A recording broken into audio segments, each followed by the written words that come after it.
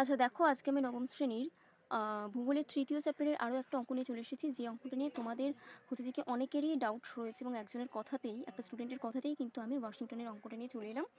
তাহলে কি বলছে দেখো, ওয়াশিংটন থেকে 2013 খ্রিস্টাব্দের 31 ডিসেম্বর রাত 8:30 একটা জরুরি বার্তা টোকিওতে পাঠানো হলো। এক্ষেত্রে দেখো, ওয়াশিংটনের কিন্তু দ্রাঘিমার মানটা আমরা জানতে পেরে গেছি 77 ডিগ্রি পশ্চিম দ্রাঘিমা, এবং টোকিওর দ্রাঘিমার মানটা কিন্তু আমরা জেনে গেছি 140 ডিগ্রি পূর্ব দ্রাঘিমা। তাহলে এখন এই বার্তাটা টোকিওতে পৌঁছাতে 15 মিনিট কিন্তু আবার এক্সট্রা সময় লেগেছিল। তাহলে বার্তাটা পৌঁছানোর সঠিক সময় এবং তারিখটা নির্ণয় করো।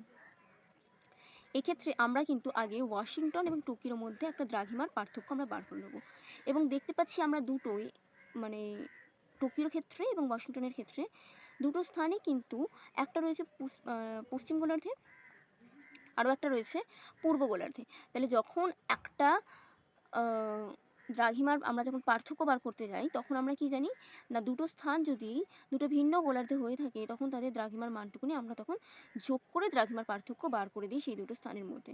তাহলে এখন ওয়াশিংটন এবং টোকিওর মধ্যে দ্রাঘিমার পার্থক্য বার করতে গেলে আমাদের কিন্তু এই 77 ডিগ্রি এবং 140 ডিগ্রিটা কিন্তু আমাদেরকে প্লাস করে আমাদেরকে বার করতে হচ্ছে 217 ডিগ্রি। এরপর আমরা সূত্র অনুসারে কি বার করব না, কত মিনিটের মানে পার্থক্য রয়েছে, সময়ের কতটা পার্থক্য রয়েছে, মিনিট হোক বা ঘন্টা হোক, যেভাবেই হোক না কেন। তাহলে সূত্র অনুসারে আমরা কি জানি না, 15 ডিগ্রি দ্রাঘিমার পার্থক্যে সময়ের পার্থক্য হয় 60 মিনিট। তাহলে 217 তো আমাদের এখানে বার হয়েছিল, 217 ডিগ্রি দ্রাঘিমার পার্থক্যে সময়ের পার্থক্য কত হবে, আমি এখানে ক্যালকুলেট করে বার করে দিয়েছি 868 মিনিট। এবং এই 868 মিনিটকে কিন্তু আমি ঘন্টা মিনিটে রিপ্রেজেন্ট করে বার করে দিয়েছি 14 আওয়ার 28 মিনিট। তোমরা কিন্তু এটা রাফে ভাগ করে দেখে নেবে এই সেম অ্যান্সারটা আসছে কি। এরপরে এই গ্রাফটা আমার আগে করা উচিত ছিল, আসলে আমি একটা ফ্লোতে অঙ্ক করে যাচ্ছিলাম। তোমরা কিন্তু সবসময় যখনই অঙ্ক করবে এই গ্রাফটুকুনি আগে করে নেবে, এতে কিন্তু তোমাদেরই সুবিধা রয়েছে। আচ্ছা, ওয়াশিংটনের দ্রাঘিমাটা রয়েছে যেহেতু পশ্চিম দিকে, তাই কিন্তু ওয়াশিংটনটাকে আমরা রেখেছি পশ্চিম দিকে, এবং টোকিওর দ্রাঘিমার মানটা যেহেতু রয়েছে পূর্ব গোলার্ধে, তাই টোকিওটা রেখেছি আমি কিন্তু পূর্ব গোলার্ধে। এরপরে দেখো, ওয়াশিংটনটা যেহেতু পশ্চিম গোলার্ধে রয়েছে, সেহেতু যে টোকিওর যে সময় থাকবে তার থেকে সর্বদা কিন্তু পিছিয়ে থাকবে। কারণ আমরা কি জানি, আমরা পশ্চিম দিক থেকে অথবা পশ্চিম গোলার্ধ থেকে যত আমরা পূর্ব দিক অথবা পূর্ব গোলার্ধের দিকে যাত্রা শুরু করব, তত কিন্তু আমাদের সময় কিন্তু বাড়তে থাকে। ঠিক আছে, তাহলে ওয়াশিংটন অপেক্ষা আমাদের টোকিওটা যেহেতু পূর্ব দিকে অবস্থিত, সেহেতু কিন্তু টোকিওর সময়টাও এগিয়ে থাকবে। তাহলে ওয়াশিংটনের সময়টা আমরা জানি, তাহলে ওয়াশিংটনের সময়টা এখন আমরা জেনে গেছি, এবং ওয়াশিংটন এবং টোকিওর মধ্যে সময়ের কি পার্থক্য রয়েছে, কতটা পার্থক্য রয়েছে, 14 ঘন্টা 28 মিনিট, সেই পার্থক্যটাও আমরা কিন্তু এতক্ষণে আমরা জেনে গেছি।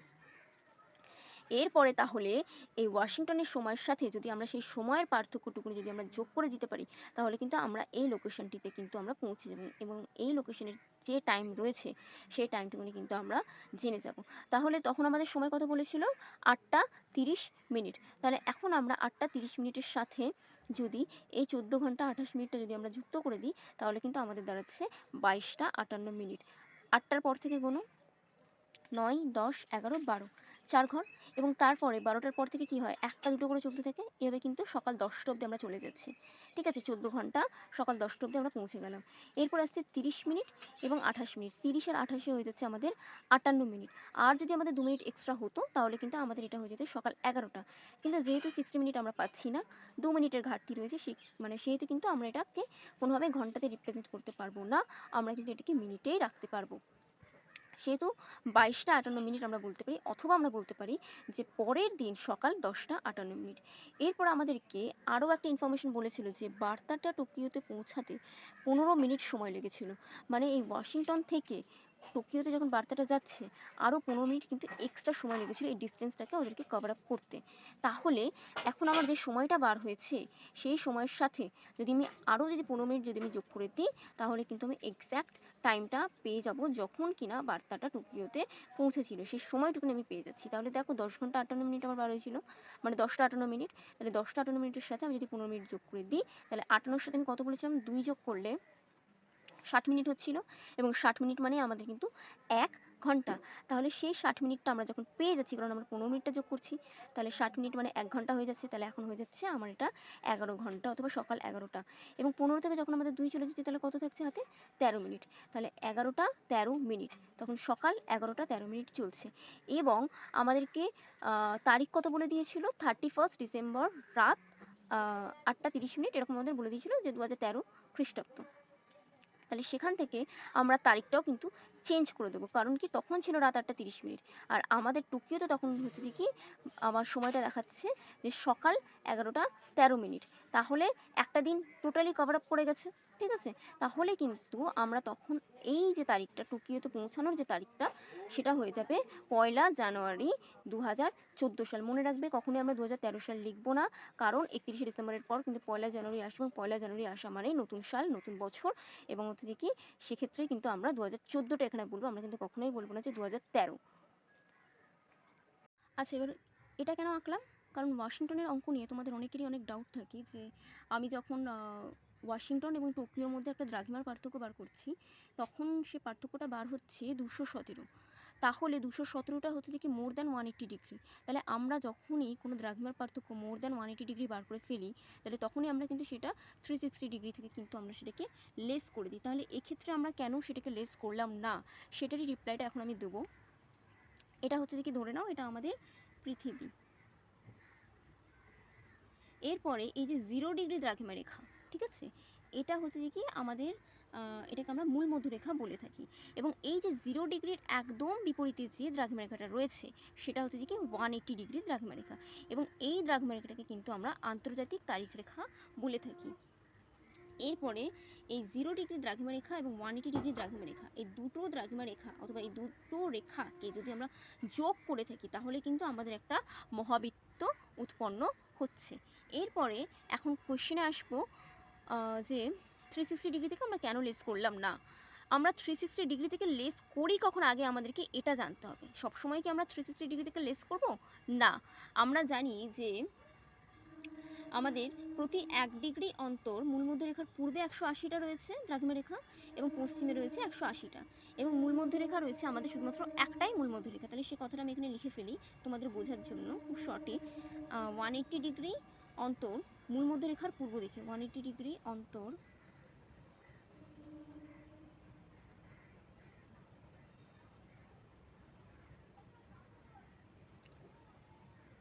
মূলমধ্যরেখার পূর্বে রয়েছে আমাদের কত, 180টি দ্রাঘিমা রেখা।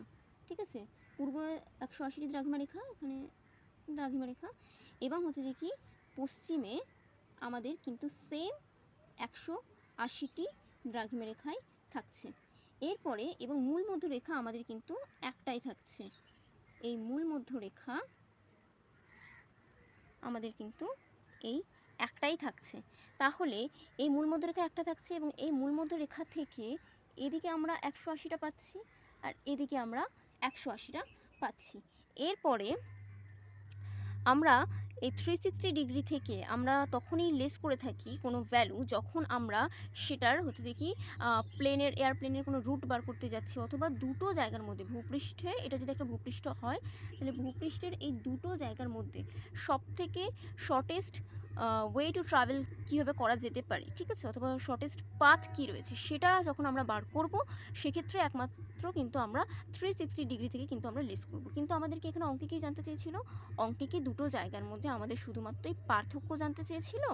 না, আমাদের কিন্তু অঙ্কে জানতে চেয়েছিল যে দুটো স্থানের মধ্যে সময়ের পার্থক্য রয়েছে কত, মানে দ্রাঘিমার কত পার্থক্য রয়েছে, সেটা কিন্তু আমাদেরকে একেবারেই বলেনি বার করতে। আমাদের বার করতে বলেছিল যে সময়ের পার্থক্য। সময়ের পার্থক্য বার করতে গেলে কিন্তু আমরা দ্রাঘিমার পার্থক্যটা আগে বার করে থাকি, কিন্তু এক্ষেত্রে আমরা 360 ডিগ্রি রুলসটা এ কারণে নেব না, কারণ কিন্তু ওরা আমাকে বলে দিচ্ছে সময়ের পার্থক্য বার করতে।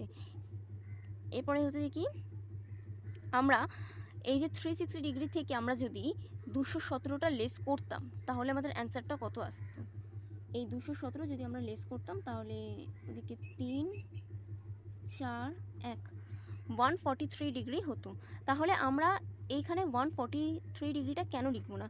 কারণ আমরা এখানে কিন্তু ম্যাপের কোনো শর্টেস্ট রুট কিন্তু আমরা ঠিক করছি না, আমরা শুধুমাত্র দেখছি যে দুটো জায়গার মধ্যে টাইমের কতটা ডিফারেন্স রয়েছে, সেটাই কিন্তু আমরা বার করব। এবং এই টাইমের ডিফারেন্সটা বার করতে গেলে আমরা কিন্তু সবসময় ফরওয়ার্ড ক্যালকুলেশন করে থাকি, মানে ফরওয়ার্ড ডাইরেকশনের যে সমস্ত ক্যালকুলেশনটা থাকে সেটাই কিন্তু করে থাকি। ফরওয়ার্ড ডাইরেকশন মানে হচ্ছে কি সামনের দিকে, মানে আমাদের পৃথিবীটা কোন দিক থেকে কোন দিকে ঘোরে, আমাদের পৃথিবীটা ওয়েস্ট থেকে ইস্টের দিকে ঘোরে, তাহলে আমাদের ডাইরেকশনটা কিন্তু সর্বদা থাকবে ইস্টওয়ার্ড। ঠিক আছে, কারণ আমাদের পৃথিবীটা কিন্তু ওয়েস্ট থেকে ইস্টে রোটেট করে, এবং যত হচ্ছে যে কি ওয়েস্ট থেকে ইস্টের দিকে রোটেট করছে, ইস্টের টাইম কিন্তু তত হচ্ছে যে কি ওয়েস্টের তুলনায় কিন্তু এগিয়ে থাকে, ইনক্রিজ করতে থাকে। ঠিক আছে, এরপরে আমরা দেখতে পাচ্ছিলাম যে টোকিওটা ছিল ওয়াশিংটনের পূর্ব দিকে, মানে এদিকটা আমাদের ছিল ওয়াশিংটন এবং এদিকটা আমাদের ছিল টোকিও। তাহলে টোকিও যদি ওয়াশিংটনের পূর্ব দিকে হয়, সেক্ষেত্রে আমরা কি জানি যে হচ্ছে যে কি টাইমটাও আমাদের তাহলে এগিয়ে থাকবে, এবং তখন আমরা কিন্তু ওই যে 217 ডিগ্রি আমরা পাচ্ছিলাম ক্যালকুলেশন করে, সেই পুরো 17 ডিগ্রিটাকে নিয়েই কিন্তু আমরা ক্যালকুলেশন করব। সবসময় মাথায় রাখবে যে 360 ডিগ্রিটা আমরা তখনই ক্যালকুলেশনে আনার চেষ্টা করব যখন কিনা দুটো জায়গার মধ্যে অথবা দুটো স্থানের মধ্যে আমার কোনো শর্টেস্ট পাথ বার করতে দিচ্ছে। ঠিক আছে, শর্টেস্ট কোনো রুট বার করছি, যেটা হচ্ছে যে কি ট্রাভেলসের ক্ষেত্রে কাজে লাগে, প্লেনের রুটসের ক্ষেত্রে কাজে লাগে। ঠিক আছে, এক্ষেত্রে আমরা শুধুমাত্র 360 ডিগ্রি থেকে কিন্তু লেস করব।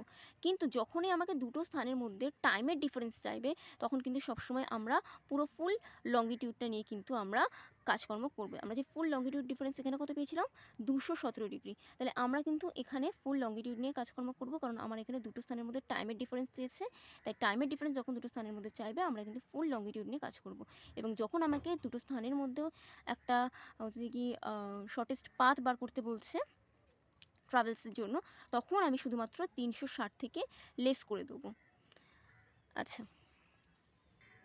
এরপরে আমরা জানবো যে এই যে আমরা টাইম ডিফারেন্স বলছি, টাইম ডিফারেন্সের ক্ষেত্রে কিন্তু দুরকম টাইম থাকে।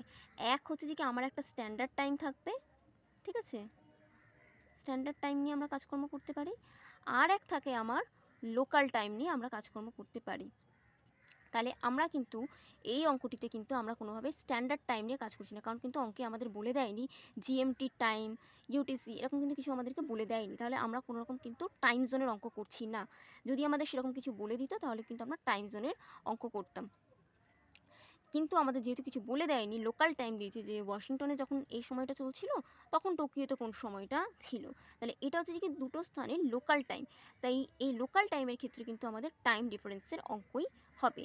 এবং হচ্ছে যে কি এই টাইম ডিফারেন্সের অঙ্কের ক্ষেত্রে আমরা যে রুলসটা এখানে ফলো করেছি, সেই রুলসটাই কিন্তু আমরা এখানে ফলো করে বরাবরই কিন্তু আমরা অঙ্ক করে যাব। আচ্ছা, এরপরে দেখো, এরপরে তোমরা এই অঙ্কটা নিয়ে খুব কনফিউজড হয়ে যাও যে এটা কি ইন্টারন্যাশনাল ডেডলাইনের অঙ্ক।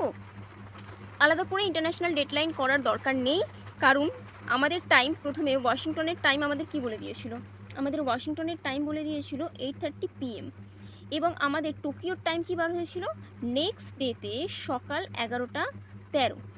ঠিক আছে, তাহলে দেখো এটা পূর্বরাত্রি 8:30 এবং এটা হচ্ছে যে কি পরের দিন সকাল 11:13। তাহলে আমাদের কিন্তু ডেটটা অটোমেটিক্যালি কিন্তু চেঞ্জ হয়ে যাচ্ছে, আমাদের একটা দিন তো এগিয়ে যাচ্ছে। তাহলে এক্ষেত্রে যদি আমার ছিল 31, তাহলে এক্ষেত্রে ঠিক তার পরের দিন সকালবেলা কি হয়ে যাবে, আমাদের হচ্ছে যে কি 1 জানুয়ারি হয়ে যাবে, এবং হচ্ছে যে কি আমাদের নতুন বছর চলে আসবে, নতুন সাল চলে আসবে। এটা যদি আমার থেকে 2013, তাহলে এটা হয়ে যাবে আমার 2014। তাই আলাদা করে ইন্টারন্যাশনাল ডেডলাইন করার দরকার নেই। এই অঙ্কটা আমরা যেরকম ফ্লোতে করছিলাম সেরকমভাবে করতে করতেই কিন্তু আমাদের অটোমেটিক্যালি কিন্তু নেক্সট ডেতে আমরা চলে যেতে পারবো। ঠিক আছে।